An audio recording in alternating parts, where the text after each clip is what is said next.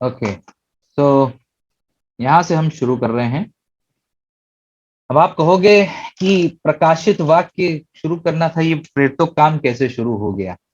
तो इसका भी मतलब है और बहुत जरूरी है। प्रकाशित वाक्य से पहले हम प्रेरितों के काम समझ लें, क्योंकि प्रेरितों काम जो है वो ही प्रकाशित वाक्य की नेव को डालता है, प्रकाशित वाक्य की नेव को डालता है। तो कैसे नेव डाल रहा है वो सीखने जा रहे हैं हम लोग। यहाँ पर प्रेरितों काम पहला अध्याय निकालते हैं और उसका 1 से 5 तक पहले पढ़ते हैं हम लोग, 1 से 5 तक। और इसलिए आप लोग को मेरी आवाज आ रही, सबको आवाज आ रही? जी आवाज सर, आ आ रही रही सबको? है। ओके जी ओके। भैया आ आ रही रही। है। ओके, एक मैसेज आया मेरे पास, इंटरनेट जी स्टेबल नहीं भैया है, तो मैंने कहा लाओ सबको पूछ लूं। ओके, पूनम मैन को जय मसीह की, पूनम मैन जय मसीह की। भैया ओके, जय मसीह तो की। प्रेरितों काम 1, 1 से 5। यहाँ पे लिखा हुआ है, हे थ्यूफिलस। ये लूका है जो लिख रहे हैं, ठीक है, ध्यान रखिएगा इस बात का। कह रहा है, मैंने पहली पुस्तिका उन सब बातों के विषय में लिखी जो यीशु ने आरंभ में किया और करता और सिखाता रहा। ये लूका है जो वैद्य थे, इन्होंने लूका रचित सुसमाचार लिखा और यही अब इस पुस्तक को लिख रहे हैं। और कहने लगे कि मैंने सब कुछ बातें पहले में लिख दी जो यीशु सिखाता रहा और करता रहा। उस दिन तक, बहुत शब्दों पे गौर करिएगा, उस दिन तक जब तक वो प्रेरितों जिन्होंने उसे उसने चुना था पवित्र आत्मा के द्वारा आज्ञा देकर ऊपर उठाया ना गया, ऊपर उठाया ना गया, तब तक की बात कर रहा है। और उसने दुख उठाने के बाद बहुत से बड़े प्रमाणों से अपने आप को उन्हें जीवित दिखाया, जिंदा दिखाई दिया, और 40 दिन तक वह उन्हें दिखाई देता रहा। इसीलिए लोग 40वां मनाने लगे, है ना। यीशु मसीह ने नहीं कहा, ये कैथोलिक से चला आया तो कैथोलिक्स का ट्रांसफर सब जगह सारे चर्चों में हो गया, तो लोग 40 दिन भी मनाने लग गए हैं। 40 दिन के बाद खाना करते हैं, ये उनकी श्रद्धा है, ये उनकी इच्छा है। हम लोग को जो बता है वो ये है कि यीशु मसीह 40 दिन तक दिखता रहा, ताकि उन्हें देता रहा और परमेश्वर के राज्य की बातें करता रहा। सोचिए, जिंदा रहा 40 दिन, यानी कि पुनरुत्थान के बाद लोगों को दिखाई देता रहा और 40 दिन तक प्रचार ही करता रहा। और उनसे मिलकर उन्हें आज्ञा दी कि यरूशलेम को ना छोड़ो, मिलकर उन्हें आज्ञा दी, परंतु पिता की उस प्रतिज्ञा के पूरे होने की बाट जोते रहो जिसकी चर्चा तुम मुझसे सुन चुके हो। उसने कहा था, मैं तुम जाता हूं लेकिन तुम्हें अनाथ ना छोड़ूंगा, लेकिन तुम्हें एक सहायक देके जाऊंगा। क्योंकि यूहन्ना ने तो पानी में बपतिस्मा दिया है, परंतु थोड़े दिनों के बाद तुम पवित्र आत्मा से बपतिस्मा पाओगे। ये वाली स्टेटमेंट थोड़ा सा अलग पिक्चर को खींचना शुरू करती है कि अभी तक ये सारे चेले यीशु मसीह के क्रूसिफिकेशन के बाद डरे हुए थे, सहमे हुए थे, उपरोटी कोठरी में बैठे हुए थे, यरूशलेम में पर्व मनाया जा रहा था और ये उपरोटी कोठरी में बैठे थे और वहीं पे घबराए हुए थे, परेशान थे कि क्या होगा आगे। यीशु मसीह तो मार दिया गया और उसके बाद यीशु मसीह अब चला भी गया है, लेकिन यीशु मसीह की एक बात इनको बहुत अच्छे से याद थी कि यरूशलेम को ना छोड़ो जब तक कि तुम्हें सामर्थ्य ना मिल जाए, जब तक कि तुम्हारा पवित्र आत्मा से बपतिस्मा ना हो जाए। सो उन्होंने, 6वां पद पढ़ रहा हूं, इकट्ठे होकर उससे पूछा कि हे प्रभु, क्या तू इसी समय इजराइल के राज्य को फेर देगा? कहने लगे कि अब तुम ही राजा बन जाओगे क्या इसके बाद? उसने उनसे कहा, उन समयों या कालों को जानना जिनको पिता ने अपने अधिकार में रखा है तुम्हारा काम। आजकल बड़े लोग परेशान है, अंत कब आएगा? किसी ने पिक्चर बना दी 2012, किसी ने बता दिया है 1898 में अंत हो जाएगा, उसके बाद भी नहीं हुआ। लोग, जितने लोग जब बोलते ना कोई डेट, पहली बात हम लोग कोई बोलने वाले नहीं है कि कब आएगा, क्योंकि ये सारे काम परमेश्वर के हाथ के हैं, तो उसे करने दीजिए। और यहां पर ये हो रहा है कि लोग अपने आप से बोल रहे हैं, तो जितने अगर आपसे ऐसा बोले तो कहना भैया आप झूठे भविष्यवक्ता हैं, क्योंकि बाइबल हमें बताती है ये पिता के हाथ में अधिकार है कि अंत कब आए, इसलिए आप कौन होते हो बताने हो। यहां से आप स्टेटमेंट को कोट करके आप उन्हें झूठा साबित कर सकते हो कि आप पूरे झूठे भविष्यवक्ता हो। 8वां पद, परंतु जब पवित्र आत्मा तुम पर आएगा तो तुम सामर्थ पाओगे और यरूशलेम और सारे यहूदिया और सामरिया और पृथ्वी की छोर तक मेरे एक गवाह होगे। ये कहकर वह उनको देखते देखते ऊपर उठा लिया गया। आपको मालूम है किस जगह, किस पहाड़ पे है? ये जैतून पहाड़ पर है, जहां पे यीशु मसीह का दोबारा आगमन होने वाला है। यीशु मसीह दोबारा उसी जगह पे आएगा। और बादल ने उनकी आंखों से उसे छिपा ली और उसके जाते समय जब वे आकाश की ओर ताक रहे थे, ऐसे देख रहे थे, सब आसमान में देख रहे थे, तो देखो दो पुरुष श्वेत वस्त्र पहने हुए उनके पास आ खड़े हो। आप कौन होंगे ये श्वेत वस्त्र पहने वाले? ऑब्वियसली फरिश्ते होंगे। और वो क्या कहते हैं सुनिएगा। और कहने लगे, हे गलीली पुरुषों, तुम क्यों खड़े खड़े स्वर्ग की ओर देख रहे हो? यही यीशु जो तुम्हारे पास से स्वर्ग पर उठा लिया गया है, जिस रीति से तुमने उसे स्वर्ग को जाते देखा है, उसी रीति से वो फिर आएगा। इसका मतलब प्रकाशित वाक्य शुरू होने जा रहा है। गया और अपना काम इन लोगों ने शुरू कर दिया, और उसके बाद अब प्रकाशित वाक्य की एज शुरू हो गई है, या ऐसे प्रकाशित वाक्य में हम लोग चलना शुरू करते हैं। तो ये आज जो मैं आपको दे रहा हूं, ये प्रकाशित वाक्य का इंट्रोडक्शन है। अभी मैं चैप्टर नहीं शुरू कर रहा हूं, हम लोग सिर्फ इंट्रोडक्शन में चलेंगे। कल हम लोग चैप्टर में आएंगे, पहला अध्याय पढ़ेंगे, और बड़ी गजब की इंफॉर्मेशन है उसके अंदर आप लोगों के लिए। आपको बड़ी मजा आएगी इसको सीखने में। तो पहली बात, इस प्रकाशित वाक्य को लिखने का पर्पस क्या है? प्रकाशित वाक्य लिखने का पर्पस यह है कि इस दुनिया को एक आशा दी जाए, एक खुशी दी जाए कि यीशु मसीह जो आसमान पर गया है, कहने लगा वैसे ही वो फिर वापस आएगा। अपनी पीठ थपथपाइए और कहिए कि हमारा राजा वापस, हमारा परमेश्वर वापस आएगा। वो हम सबों को ऐसे ही नहीं छोड़ के चला गया मझधार में, लेकिन हमको लेने वापस आएगा और हमको अपनी आशीषों से भरेगा। तो इसको कह सकते हैं ये एक तरीके की चीट बुक है। चीट बुक समझते हैं आप? चीट बुक का मतलब, जैसे मैं आपको बताता हूं, हम लोग को एग्जाम देने जा रहे हैं, एग्जाम रूम के बाहर सब भीड़ लगी है और लोग एंट्री कर रहे हैं, और एग्जाम बहुत टफ है, बहुत खतरनाक है। और आप जहां खड़े हुए हैं लाइन में, वहीं पे आपको एक नीचे पेपर गिरा हुआ दिखता है, और पेपर आप उठाते हैं और ऐसे धीमे से खोल के देखते हो, तो जो एग्जाम में आ रहा है उसके सारे आंसर लिखे हुए हैं। आपने फटाफट, जब तक की एंट्री हुई, आपने सारी चीजें देख डाली और फिर पेपर बाहर फेंक दिया।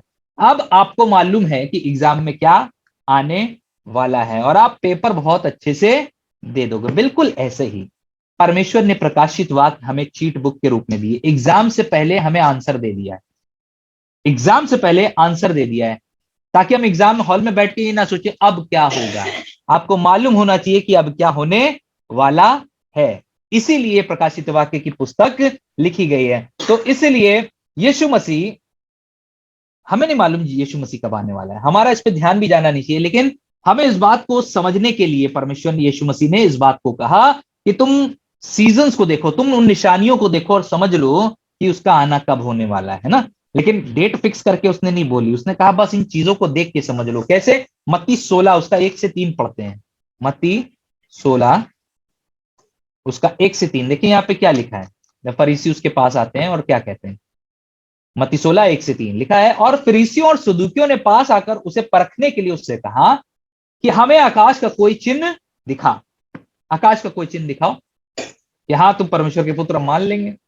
उसने उनको उत्तर दिया कि सांझ को तुम कहते हो कि खुला रहेगा क्योंकि आकाश लाल है, और भोर को कहते हो आज आंधी आएगी क्योंकि आकाश लाल है। लाल दोनों में है, लेकिन शाम वाला लाल बादल खुला होने, यानी कि सांझ जो हो रही है वो आकाश लाल है, तो आपको लगता है बादल खुला रहेगा, और सवेरे अगर लाल हो रहा है तो उसका मतलब आंधी आएगी और धुंधला है। तुम आकाश के लक्षण देखकर भेद बता सकते हो, पर समयों को, चिन्हों को भेद नहीं बता सकते हो। क्यों? क्योंकि तुम्हारे कोई चीजों की समझ नहीं दी गई है। काहे परेशान हो कि अंत कब आने वाला है? तैयारी ये करो कि जब अंत आए तो हम उस अंत के लायक बन सकें। जब हिसाब किताब होगा तो क्या होगा, उस समय के लिए हम अपनी तैयारी पक्की करके रखें। इसीलिए यीशु मसीह ने कहा कि अंत के दिनों के लिए उन निशानात को समझो और जानो। चिन्हों और समयों को आप भेद बता नहीं सकते हो क्या? बिल्कुल बता सकते हैं। अब तो हमारे पास चीट बुक है, हमारे पास आंसर स्क्रिप्ट आ गई है जो एग्जाम हमें देना है, और इसीलिए परमेश्वर कह रहा है खुश हो कि तुम्हें प्रकाशित वाक्य मिल गया है। यूहन्ना 14 अध्याय, यूहन्ना 14 अध्याय और उसका 1 से 3 देखिए क्या लिखा है यहाँ पे। तुम्हारा मन व्याकुल ना हो, तुम परमेश्वर पर विश्वास रखते हो, मुझ पर भी विश्वास रखो। देखिए यीशु मसीह मनुष्य रूप में था, तो जितने विश्वास कर लेते थे वो परमेश्वर का पुत्र, उनके लिए तो कोई दिक्कत नहीं, लेकिन जो नहीं कर पाते थे उनके लिए ये बात जरूर उसने कही कि तुम परमेश्वर पर विश्वास करते हो, यहोवा पर विश्वास करते हो, तुम मुझ पर भी विश्वास रखो। मेरे पिता के घर में बहुत से रहने के स्थान है, आपके लिए भैया बहुत बढ़िया मकान तैयार हो रहा है, तो मैं तुमसे कह देता हूं कि तुम्हारे लिए जगह तैयार करने जाता हूं, और यदि मैं जाकर तुम्हारे लिए जगह तैयार करूं तो फिर आकर तुम्हें यहां से ले जाऊंगा कि जहां मैं रहूं वहां तुम भी रहो। कितनी खूबसूरत बात है। यीशु मसीह अपना घर हमारे से साझा कर रहा है। हम लोग यहाँ पे अगर बोला जाए कि ला भैया थोड़े दिन आपके घर पे आके रुक लें, कोई अगर बोले तो वाकई में आपको हमें सोचना पड़ेगा यार हम कैसे अपना घर इनसे साझा करें। लेकिन वहां पर आसमान का जो खुदा है वो अपना घर हमसे साझा करना चाहता है और कह रहा है मैं तुम्हारे लिए एक मेंशन बना रहा हूं, एक घर बना रहा हूं, और जब जाऊंगा तो तुम्हें अपने आप आकर ले जाऊंगा ताकि जहां मैं रहूं वहां पे तुम भी रहो। तैयार हैं उस घर में रहने के लिए? तो तैयारी शुरू कर दी जाए। आइए जानते हैं प्रकाशित वाक्य के बारे में, थोड़ा सा जान लें उसको पढ़ने से पहले कि क्या है ये। प्रकाशित वाक्य का लेखक प्रेरित यूहन्ना है। अभी मैंने पढ़ा प्रेरितों के काम, उसका लेखक लूका है, लेकिन यहां पर प्रेरित यूहन्ना है जो प्रकाशित वाक्य लिख रहा है। कब लिखा? 95 एडी में लिखा है। 95 एडी में, यानी कि ये ईसा पूर्व। यहां कहां पे लिखा? पतमुस टापू पे जो एजियन समुद्र में है। एक समुद्र है एजियन समुद्र, पतमुस टापू, रोम के समय का है ये जिक्र। पतमुस टापू में यहां पे ये है और लिखा है। अब ये पतमुस टापू कैसे पहुंच गए? तो रोम में रह रहा था, कैसे वहां पहुंच गया? या जो एरिया था वहां का आसपास का जहां पे वो रहता तो वहां से कैसे पहुंच गया? एक्चुअली क्या हुआ कि इसको प्रचार वहां पे उस समय डोमिशियन राजा राज्य था, रोम का राजा था जो 84 एडी से 96 एडी तक है। और देखिए पुस्तक कब लिखी गई है? 95 एडी में, पतमुस आइलैंड पे है ये। तो ये क्या था, रोम का राजा रहा है और इसने यूहन्ना को देश निकाला दिया था, यानी कि काला पानी की सजा दी थी। जैसे हिंदुस्तान में काला पानी है वैसे ही पतमुस टापू उस समय रोम के लिए काला पानी हुआ करता था, और जिसको सजा देनी होती थी पतमुस पतमुस टापू भेज सकते थे। एक्चुअली क्या हुआ कि डोमिशियन ने कोशिश करी कि किसी तरह यूहन्ना को मार दिया जाए, तो उसने इसे खौलते तेल में डाला, लेकिन खौलते तेल में जैसे पूरी तैरती है ना, बिल्कुल वैसे ये तैर रहा था। जोसेफस जो उस समय का बहुत बड़ा हिस्टोरियन था, उसने ये बात को दर्ज किया इतिहास की पुस्तक में कि उसको मारने की कोशिश हुई। और जैसे उन लोगों के रोम के समय रोम में उस समय गेम्स होते थे, स्पोर्ट्स होते थे, तो उनका एक पूरा स्टेडियम था। उस स्टेडियम में जब ब्रेक लिया गया तो उस ब्रेक के दौरान कहा गया कि खौलते तेल में यूहन्ना को डालेंगे लोगों के एंटरटेनमेंट के लिए, और दिखाएंगे कि अगर कोई प्रचार करेगा यीशु का तो उसे ऐसे ही सताया और मारा जाएगा। और उसमें बहुत मसीहों को सताया जा रहा था डोमिशियन के द्वारा। तो उसमें से एक यूहन्ना भी था जिसको मारने की तैयारी हुई, लेकिन वहां पर वो जब मार नहीं पाया तो वहां के कुछ सलाहकारों ने उसे सलाह दी, अरे ठीक है अब इसे तुम मार नहीं पाओगे तो एक काम करते हैं, इसको पतमुस टापू पे भेज देते हैं, काहे तुम परेशान हो रहे हो। और इस तरीके से उसे पतमुस टापू पे भेजा। पतमुस टापू पे काम क्या होता था? वहां पे जाके घूमना नहीं था, वहां पे जाके पत्थर तोड़ना था। और पत्थर तोड़ के वहां पे वो जो पत्थर थे वो वापस रोम लाए जाते थे, वहां पे बिल्टअप करने के लिए। वहां पे जो उन लोग अपने महल बनाते थे या जो कुछ भी बनाना होता था आर्किटेक्चर के लिए, वो पत्थर वहां से लाए जाते थे। तो ये वहां पे पत्थर तोड़ने का काम करते थे, जो आजकल हम लोग अपनी पिक्चरों में भी देखते हैं, पुरानी पिक्चरों में, कि कैदी जो है पत्थर तोड़ रहे हैं और क्या निकल के भाग गए। तो ये वही पत्थर तोड़ता था, चिपिंग करता था पत्थरों की। तो वहां पे रहते हुए 90 साल का इंसान सोचिए, पत्थर उठा रहा है, काम भी कर रहा है, और उसके बाद अब एक काम और कर रहा है कि वो परमेश्वर का प्रकाशित वाक्य भी लिख रहा है। तो अब आपको समझ में आ गया होगा। चाहे तो आप इसका स्क्रीनशॉट भी अपने मोबाइल पे रहते हैं, जो जो चीजें आपके सामने आती जाएंगी, जो जो आता जाएगा, तो अच्छा रहेगा आपके लिए कि आपके पास मान लीजिए ये वीडियो भी नहीं है तब भी आप पढ़ सकते हो, आप देख सकते हो कि क्या क्या चीजें मैंने आज इसमें दर्ज करी हैं। तो इस तरीके से इसे देश निकाला दिया गया ताकि जाके पतमुस पे लिख सके। सारा परमेश्वर का प्लान है। देखिए परमेश्वर कोई उम्र नहीं है जिसमें वो चुन सकता है किसी को भी अपनी सेवा के लिए, चाहे वो जवान हो चाहे 90 साल का बूढ़ा हो, 95 साल का बूढ़ा हो। वहां पर एक्चुअली क्या है, यूहन्ना की उम्र और यीशु मसीह की उम्र लगभग आसपास की थी, लगभग आसपास की थी। यीशु मसीह थोड़े से बड़े होंगे यूहन्ना से, यूहन्ना इनसे थोड़ा बड़ा होगा, बस ऐसी आज 4-5 साल का फर्क होगा। और इसके बाद फिर ये अपनी पूरी उम्र जी के खत्म होते हैं यूहन्ना, इनको कोई मारने वाला नहीं होता है। तो एक तरह से पतमोस जो है वो प्रिजन कैंप है, एक तरह से जेल है वहां के लिए, काला पानी जेल है जहां पर वो इस समय है। और क्यों वहां पे है? ड्यू टू परसिक्यूशन, सताव की वजह से वहां पहुंच पाया है। प्रकाशित वाक्य एक एक में देखिए क्या लिखा हुआ है। प्रकाशित वाक्य एक एक कोई पढ़ सकता है? प्रकाशित वाक्य एक एक कोई पढ़ दे, में से मैंने लिखा हुआ है शायद प्रकाशित वाक्य एक एक। हाँ लिखा है यहाँ पे, यीशु मसीह का प्रकाशित वाक्य जो उसे परमेश्वर ने इसलिए दिया कि अपने दासों को वो बातें जिनका शीघ्र होना अवश्य है दिखाए, और उसने अपने स्वर्गदूत को भेजकर उसके द्वारा अपने दास यूहन्ना को बताया। तो ये पहली लाइन है, बहुत इंपॉर्टेंट है। क्या लिखा है? यूहन्ना का नहीं है प्रकाशित वाक्य, किसका है? यीशु मसीह का प्रकाशित वाक्य है। प्रकाशित वाक्य का मतलब होता है रेवलेशन इंग्लिश में, और ये यीशु मसीह का है, यूहन्ना का नहीं है। और प्रकाशित वाक्य रेवलेशन का मतलब ग्रीक भाषा में एपोक्लिप्सिस होता है, जिसका मतलब होता है अनवीलिंग या अनरिवीलिंग। अनवीलिंग का मतलब किसी चीज से पर्दा हटाना, कोई चीज छिपी है, ढकी है, उससे पर्दा खोला जाना। तो इंग्लिश वर्ड जो एपोक्लिप्स आया है वो इसी से आया है कि कोई चीज छिपी है जिसको अब उजागर कर रहा है। तो यहां पे देखिए हम लोग ने वही पढ़ा भी, यीशु मसीह का प्रकाशित वाक्य जो उसे परमेश्वर ने इसलिए दिया कि अपने दासों को वो बातें जिनका शीघ्र होना अवश्य है दिखाए, और उसने अपने स्वर्गदूत को भेजकर उसके द्वारा अपने दास यूहन्ना को बता दिया। तो आगे बढ़ते हैं। अब इसमें इतना आप लोग को समझ में आ गया होगा। अब इसमें आगे बढ़ते हैं। पहला चैप्टर जो होता है वो यीशु मसीह की मैजेस्टिक खूबसूरती को दिखाता है।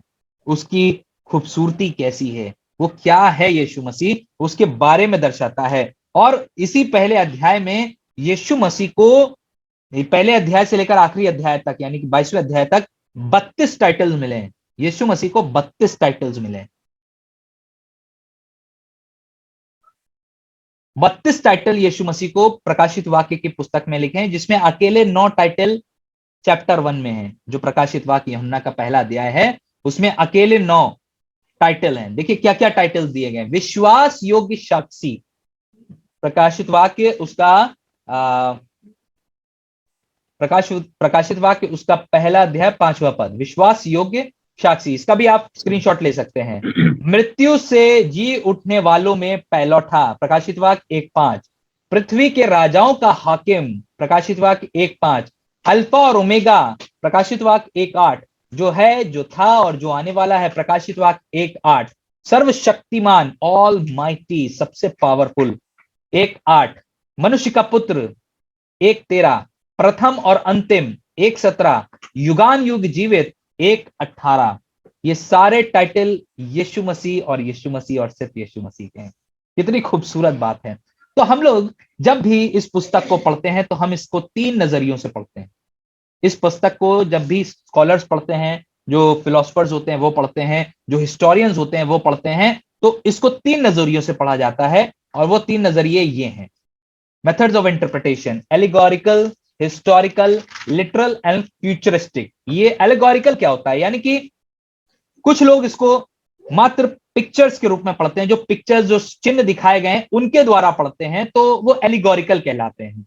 हिस्टोरिकल, जो ऐतिहासिक, जो इतिहास दर्ज है उसके हिसाब से पढ़ते हैं, तो वो हिस्टोरिकल होता है। और लिटरल जो होता है वो जो लिखित में है और जो फ्यूचरिस्टिक में होने वाला है। लिटरल जो लिख दिया गया और घट गया, फ्यूचरिस्टिक जो होने वाला है आने वाले समय में।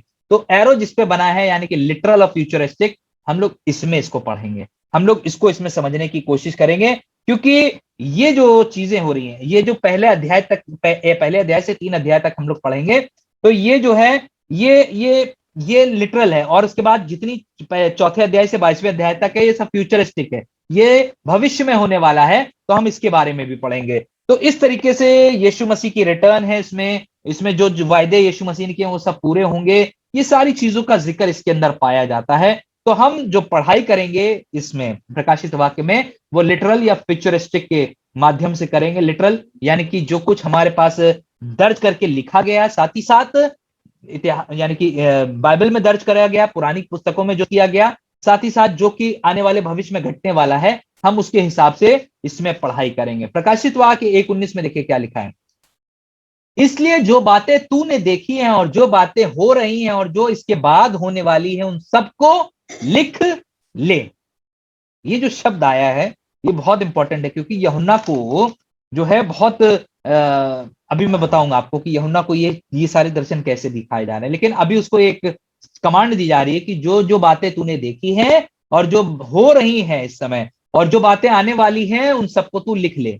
ये पेन लेके बैठे हैं और लिख रहे हैं। तो क्या चीज है जो तुम देखने वाले हो? पहला चैप्टर जो है, यहाँ पे यीशु मसीह का अपीयरेंस दिखाई दे रहा है। जो क्या देख रहा है वो, पहली चीज जो बातें तूने देखी, यानी कि यीशु मसीह को साक्षरता सामने देखा उसने पहले अध्याय में, तो वो तुम लिखो। उसके बाद और जो बातें हो रही हैं, यानी कि दूसरे से तीसरे पद में जब अध्याय में आप पढ़ेंगे तो वहां पे चर्च एज यानी कि कलीसिया का युग आता है, तो वो बातें जो हैं वो बातें हो रही हैं, उनके बारे में तू लोग। और जो आने वाले समय में होने वाली है, यानी कि चौथे पद अध्याय से 22वें अध्याय तक जो कुछ होएगा वो फ्यूचरिस्टिक है, वो आने वाले समय में है, तो उनको सब तू बहुत अच्छे से लिख ले भैया, क्योंकि हो सकता है तू कुछ मिस कर जाए भैया, वो भी इंसान है, कुछ हो सकता था मिस कर जाए, इसलिए कहा लिख ले भैया। आइए देखते हैं इसको एक सीक्वेंस में डाल के कि ये कैसे काम करेगा। राजेश भी आपका इसमें पेन ऑन हो रहा है बार बार, इसको ऑफ कर लीजिएगा। ओके, तो अब इसमें आते हैं आगे। टाइम लाइन एक बार सीख लेते हैं, समझ लेते हैं, तो आपको बड़ी मजा आएगी इसको समझने सीखने में। राजेश जी इसको थोड़ा सा मिटा देंगे आप, राजेश भैया। हाँ जी सर। भैया वो पेन ऑन हो गया है उसका, आपके मोबाइल का, एक उसमें। मिनट। हाँ, उसको थोड़ा सा ऑफ कर लीजिए, और अगर रबर हो तो मिटा हाँ दीजिए। मैं देख रहा हूँ। ओके, तो ये है events of time, and time events, क्या क्या होगा आखिरी समय में, क्या क्या घटेगा। मैंने इसको बड़ी मेहनत से तैयार किया है, बड़ी मशक्कत लग गई इसको बनाने में, थोड़ा समझाने में। तो देखते हैं क्या है इसको। देखिए क्या चीज है, पहली बात यहां से शुरू करते हैं, हम एरो से दिखाते हैं आपको ताकि आपको समझ में आए। ये एरो मेरा जो चल रहा है इससे आपको समझ में आएगा। यहां से टाइमलाइन शुरू हो रही है, इधर से निकल रही है एरो का मतलब ये पीछे चलती आ रही है और आगे तक जा रही है, ठीक है। और यहां पर यीशु का पुनरुत्थान दिखाई देगा आपको, इस जगह पे यीशु का पुनरुत्थान है, और यहां पर यीशु का स्वर्ग में जाना है। तो यहां से यहां तक का जो दिन है वो 40 दिन का सर है, जो तय किया गया है प्रेरितों के काम 1 अध्याय। इसीलिए मैंने कहा ये फाउंडेशन है, ये नींव डाली गई है। यहां से प्रकाशित वाक्य की नींव यहां से शुरू होती है। अब यहां से शुरू होता है 1 से 3 कलीसिया का युग, जिसमें हम जी रहे हैं इस समय, है ना। ये आगे कब तक जाएगा अभी ये नहीं मालूम है मुझे, लेकिन इसके बाद आने वाला है ये प्रकाशित वाक्य 4 से 5, जिसमें यीशु मसीह के द्वारा कलीसिया को, देखिए यीशु मसीह का आना 2 फेजेस में होगा। पहला फेज वो सिर्फ बादलों पे रहेगा और कलीसिया को उठा लेगा, यानी कि जो मुर्दे हैं उन्हें उठा लेगा। साथ ही साथ अभी मैं इसमें बताऊंगा कि बादलों पे आया और बादलों के साथ आया, इसका भी मतलब बताऊंगा, सब चीजों का मतलब है, बड़ी मजा आएगी। लेकिन पहले अभी इसको समझ लीजिए, प्रकाशित वाक्य 4-5 में यीशु मसीह यहां पर, इसका इस तरह से आगमन होता है कि ये बादलों पे ही रहता है और अपनी कलीसिया को, जो मुर्दे सोए हुए हैं उन्हें उठा ले जाता है अपने साथ, ठीक है। उसके बाद फिर प्रकाशित वाक्य 6 से 18 जो है 7 साल का भारी क्लेश चलता है। ये भयंकर क्लेश है जिसमें इंसान को होकर गुजरना है। अगर मान लीजिए हम लोग कलीसिया में नहीं उठाए गए, ये यहाँ यीशु मसीह जब आता है बादलों पे, हमें उठाया नहीं गया, तो हम इस फेज में आ जाएंगे, ये 7 साल के भारी क्लेश में, जिसमें बहुत बड़ी आफत होगी। ये 7 साल आपको याद आए डैनियल की पुस्तक में मैंने आपको बताया था, 7 साल शैतान के हैं जो दिए गए हैं, जिसमें से 3.5 साल तो वो कहेगा जो चाहो वो कर सकते हो, लेकिन 3.5 साल में वो शांति की वाचा को तोड़ के अपने अपनी मर्जी पूरी करना शुरू कर देगा। तो ये वो 7 साल हैं। उसके बाद यीशु की दूसरी आमद शुरू होती है प्रकाशित वाक्य 19 में, यहां पर यीशु मसीह आता है, और उसके बाद यहां से शुरू होता है प्रकाशित वाक्य 20 से पूरा चलता है सहस्त्राब्दी शासन, यानी कि मिलेनियम किंगडम, यानी कि 1000 साल का यीशु मसीह का राज्य, 1000 साल यीशु मसीह यहाँ पे राज्य करता है। ये प्रकाशित वाक्य 20 में मिलता है। और यहीं पे आग की झील भी दिखाई देती है, जिसमें शैतान, मसीह विरोधी और झूठा भविष्यवक्ता आग की झील में डाला जाता है, आग की झील में डाल दिया जाता है। और सुनिए आगे, यहां से प्रकाशित वाक्य 21-22 बढ़ता है, और इसी बीच में जो यहां पर हो रहा है ये न्याय का महान श्वेत सिंहासन, जजमेंट डे यहीं पे आ रहा है, जिसमें अब हर कोई परमेश्वर के सिंहासन के सामने खड़ा है और वहां पर उसका न्याय किया जा रहा है, वहां पर उसका न्याय किया जा रहा है। और जब ये न्याय हो जाता है तो जिनको परमेश्वर चुनता अपने साथ रहने के लिए, वो तो उस नए आकाश में डाले जाते हैं, है ना, और पृथ्वी पे, और जिनको नहीं चुनता है वो इस झील में गिर जाते हैं, जो शैतान और उसके दूतों के लिए तैयार करी गई। तो ये नए आकाश और पृथ्वी आ जाते हैं। इस तरीके से ये एंड की जो टाइमलाइन है ये आपको और हमारे समझने के लिए बहुत सहायक सिद्ध हो सकती है। तो इसको अगर ना समझ में आया हो कुछ तो अभी आप हमसे पूछ सकते हैं। एंड की टाइमलाइन अगर आपको ना समझ में आई हो तो हमसे पूछ सकते हैं। आ रहा है सबको समझ में? कोई भी ऐसा पॉइंट जहां पे कहीं कुछ ना समझ में आ रहा हो। ये मैंने प्रकाशित वाक्य को डिवाइड किया है, प्रकाशित वाक्य को डिवाइड किया है इतने हिस्सों में, ताकि आपको हर चीज बहुत आसानी से समझ में आ जाए कि कौन से हिस्से में क्या मिलता है, पाया जाता है। ठीक है, तो सबको समझ में आ गया है, वेरी गुड। तो अब इसमें तीन चीजों का हम ध्यान रखेंगे जब हम इस प्रकाशित वाक्य को पढ़ेंगे। बहुत जरूरी भैया प्रकाशित वाक्य को तीन चीजों का ध्यान रखते हुए पढ़ना। पहली चीज क्वेश्चंस का ध्यान रखना है जो हमें इसमें समझनी है। वो पहली, ओके, तो इन चीजों का हमें ध्यान रखना है। पहली चीज ये कि हर चीज जो उसमें बताई गई है नेसेसरी मीन नहीं करती कि वो उसी समय की घटित हो। देखिए हुआ क्या, जब हिटलर आया तो लोगों ने कहा यही है एंटी क्राइस्ट, क्योंकि उसने यहूदियों को आके मारा। जब एंटियोक आया तो लोगों ने सोचा यही है मसीह विरोधी, लेकिन हुआ क्या, ऐसा कुछ भी नहीं हुआ। तो कई बार हमें इन चीजों को बहुत ध्यान से समझ के चलना है कि जो कुछ चीज उसमें लिखी वो नेसेसरी मीन नहीं करती है कि वही चीज निकले, है ना। तो इसलिए हम कोई डिसीजन ना ले ले कि यही चीज है।